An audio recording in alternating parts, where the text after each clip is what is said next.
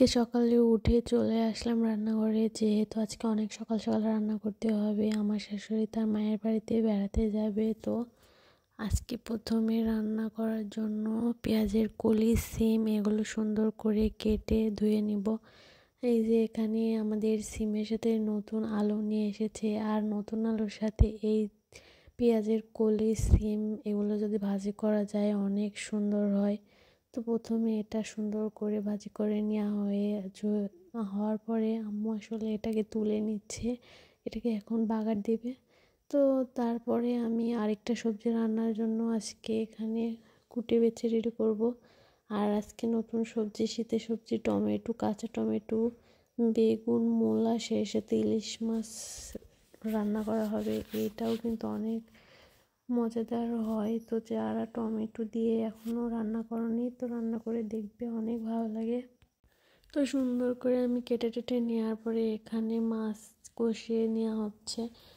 তো মাছটাকে সুন্দর করে কষানোর পরে একটু ঝোল দিয়ে এখানে তরকারিটা রান্না করা হবে। আর এই মাছটা আসলে রুই মাছ ছিল, মাছটা তেমন একটা বড় ছিল না। তো এই মাছে বেশি একটা ঝোল দিলে কিন্তু খেতে একদমই ভালো লাগবে না।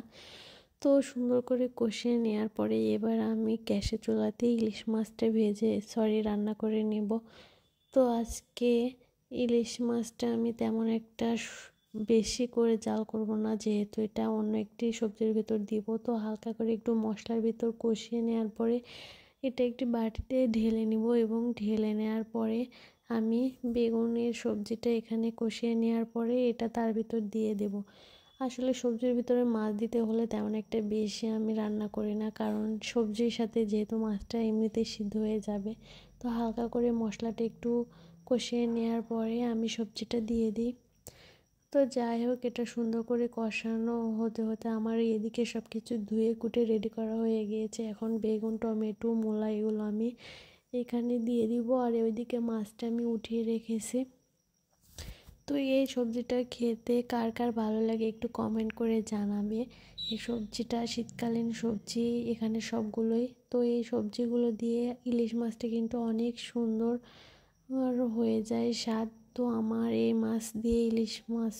সবজি দিয়ে ইলিশ মাছ খেতে অনেক ভালো লাগে। আজকে ভিডিওটা করার একদমই মুড নেই, একদমই ভয়েস দিতে ইচ্ছে করছিল না। তারপরেও যেহেতু কালকে বড় ভিডিও দিইনি, তো আজকে এই পর্যন্তই। ধন্যবাদ সবাইকে।